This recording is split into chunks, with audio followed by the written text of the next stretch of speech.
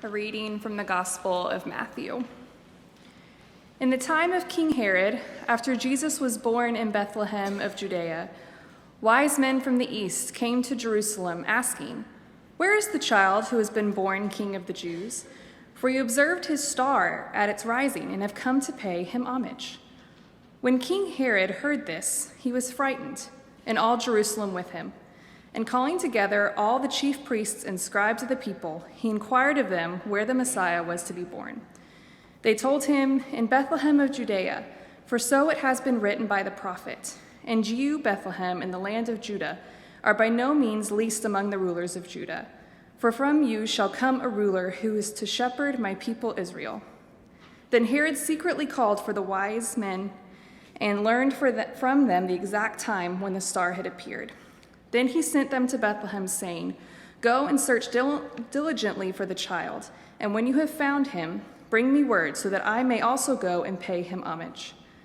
When they had heard the king, they set out, and there, ahead of them, went the star that they had seen at its rising, until it stopped over the place where the child was. When they saw that the star had stopped, they were overwhelmed with joy. On entering the house, they saw the child with Mary, his mother, and they knelt down and paid him homage. Then, opening their treasure chests, they offered him gifts of gold, frankincense, and myrrh. And having been warned in a dream not to return to Herod, they left for their own country by another road. This is the word of the Lord. Thanks be to God. Which came first, the chicken or the egg? Now, it strikes me that with this old conundrum that both conclusions are true. The end results of the egg is a fertile chicken, and the beginning of the egg is in the end of the chicken. Matthew was no stranger to chickens or eggs, and he certainly would have understood the meaning of old riddles, which is that our ends are really in our beginnings. Our ends are in our beginnings. Matthew would likely agree, because Matthew foreshadows the ending of his book right at his very beginning. The book of Matthew ends with Jesus telling his followers to go and make disciples of all nations. And here at the beginning of Matthew's gospel, we see Magi, who are representatives of Persia, which is a nation outside of Israel. They're traveling and coming to Judea to visit Christ the King and to give him honor. Our ends are in our beginnings. This leads us to ask, what are our ends? Where are we going? What can the beginning of the Gospel of Matthew teach us about the days ahead? 1. Those who seek the King, they will find wonder. Wonder. The Magi have an interpretive range. Call them what you will. Call them magicians, sorcerers, astrologers, scholars, or as John Milton puts it, star-led wizards. That's my favorite. These star-led wizards come to Jerusalem asking the question, where? Where? Where is the child who has been born King of the Jews? And the answer to that question is that Jesus is at a place where stars stand still. Now, maybe you're like many people that I know.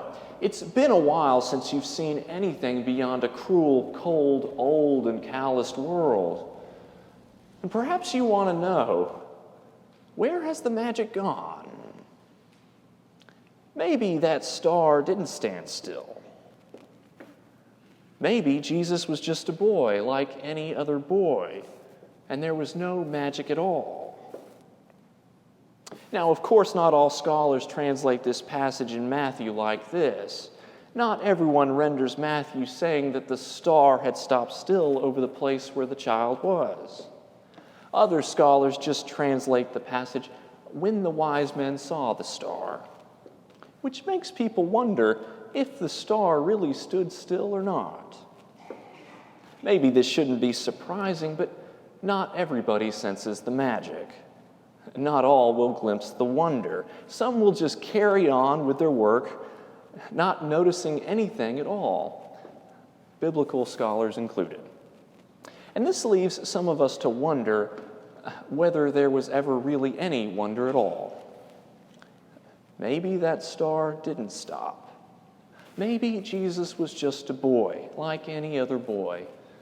And maybe there was no magic at all. And yet Matthew 2 is persistent about one little detail. The wise men found what they were looking for. They found what they were looking for. And in the days ahead, if you go looking for wonder, you just might find it. A good friend of mine told me a while back that his 8th grade daughter came to him and told him, "Dad, I just can't believe in God anymore. I just can't," he said. Now, his daughter had had a hard year at school. One of her friends suffered a severe spinal injury in a gymnastics accident. My friend told me that he could tell that his 8th grade daughter wasn't just being rebellious when she said that. He said that he could see that there was hurt in her eyes. I asked my friend, "Well, what did you say to your daughter in this moment?" Because I'm not really sure that I know what to say to a daughter in that moment. My friend told me that he and his daughter talked for hours that night, and eventually he told his daughter to remember the wind. "Remember the wind," he said. "You can't see it, but you can see what happens when it blows through the trees." My friend told me that the next day he got a text message from his daughter at school. It read, "Dad, I saw the wind. It was blowing through the trees." Those who seek the King will find wonder. Our ends are in our beginnings, and you were made for wonder. So look around you and keep your chin up. So what else can we learn about the days ahead from the beginning of Matthew's gospel? 2, those who seek the King, they will find conflict. Conflict. Jerusalem at this time was a place of significant discord, and the wise men, like well-intentioned husbands, just stroll right into it. Matthew foreshadows the fate of Jesus at the beginning of his gospel. He hints suggestively at how the conflict will unfold in the rest of his story. The religious establishment of Judaism, the chief priests and the scribes, they're already indifferent to Jesus. Now, the priests and the scribes are the experts in the Old Testament scriptures. They knew their Bibles. They could quote from the Old Testament prophets at length. But in our passage, they fail to act on it. They don't go to Bethlehem after all, but those outsider wise men do. What good is knowledge of the Scriptures if we don't act on it? There's conflict all over the place in Matthew 2. Even King Herod is getting a little twitchy. Herod, the client king of Judea, is uneasy and agitated, and the people of Judea are too. How about a little background on Herod? Now, Herod was only partly Jewish, but he was notorious for reacting savagely to potential rivals, particularly Jewish rivals. The Jewish historian Josephus comments that in his late age, Herod suffered from illness, which compounded his paranoia. In a rage of jealousy, he killed many of his close associates. Herod even killed his own wife and at least 2 of his sons. You get the picture. Politically, Herod was no slouch. In the Gospel of Matthew, Herod carefully manipulates the wise men towards his own political ends. You see, even the wise men of this world can be subsumed by the political maneuvering of powerful people. There's conflict all over the place in Matthew 2, and most of it is highly suggestive. In the beginning of Matthew, the wise men are looking for, quote, the king of the Jews. So too is Herod, the representative of Roman rule. At the end of Jesus' life, he will be crucified once again by representatives of Roman rule. And at his death, they hang a sign over his head which reads, "This is Jesus, the King of the Jews." Our ends are in our beginnings, and you were born into a world of deep conflict. It's a world like Matthew's world where politicians fail and religious experts can be indifferent. It's a world like our world where key institutions struggle with change and the threat of violence was constant. It's the wise men and women of this world who will keep searching for God even in the midst of escalating conflict.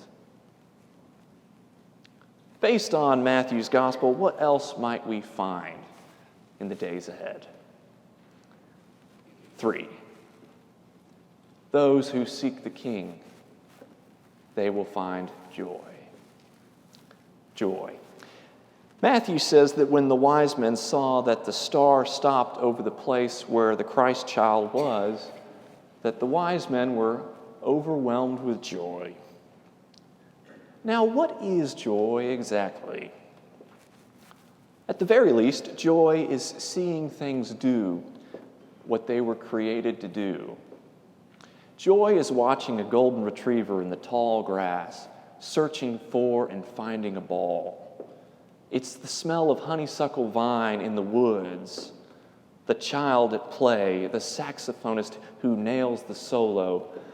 It's the joke that lands. It's that first kiss from the person you're starting to love. It's that moment over a plate of enchiladas when you realize that your children are becoming your friends. Joy is seeing things do what they were created to do.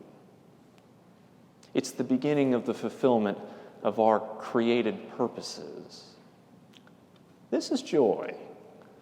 But of course, not everybody will glimpse it, and not everybody will see it. The Catholic social worker Jean Vanier founded a community which is called L'Arche. L'Arche is a French community for the disabled and mentally ill. Jean Vanier writes that one day he was sitting with a man, an outsider, who came to visit the L'Arche community. And the man looked at the facilities and checked in on the work. Now, the visitor was sad, like many people who visit these communities are sad. And Jean Vanier and the visitor began talking in his office. Suddenly, there was a knock on the door, and before Vanier could say, "Come in," a boy named Jean-Claude walked in. And Jean-Claude technically would be considered as having Down syndrome. And Jean-Claude walked in and shook Vanier's hand, and he laughed. And then he walked over to the other man's hand, shook it, and laughed. And then Jean-Claude went out the door laughing. After Jean-Claude left the room laughing, the gloomy man turned and looked at Vanier and asked, "Isn't it sad? Children like that." Vanier writes that what was sad was that the gloomy man was totally blind. He didn't see that Jean-Claude was happy.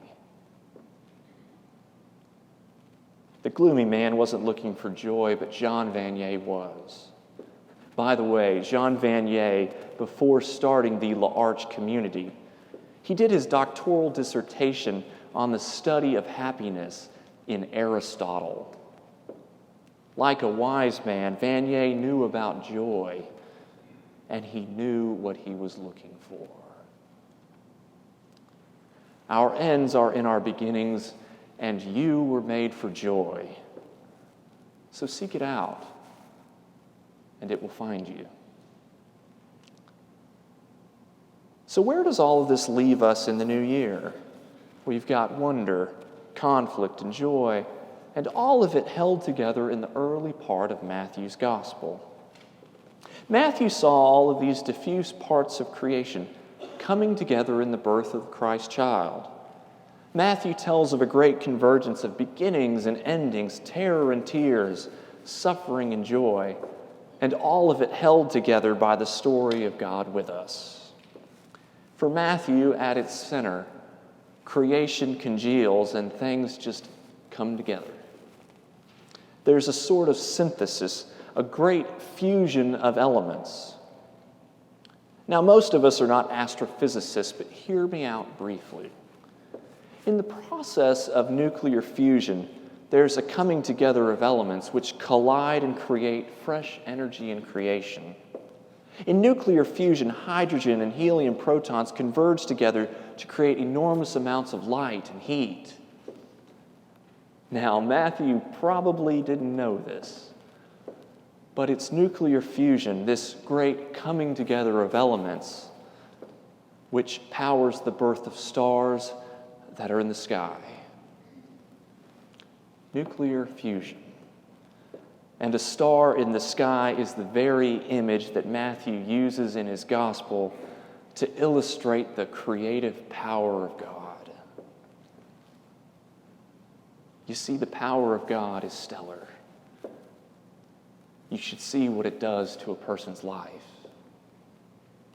Matthew probably didn't know much about nuclear fusion, but if he heard about it, I wonder if he might just shake your hand and laugh.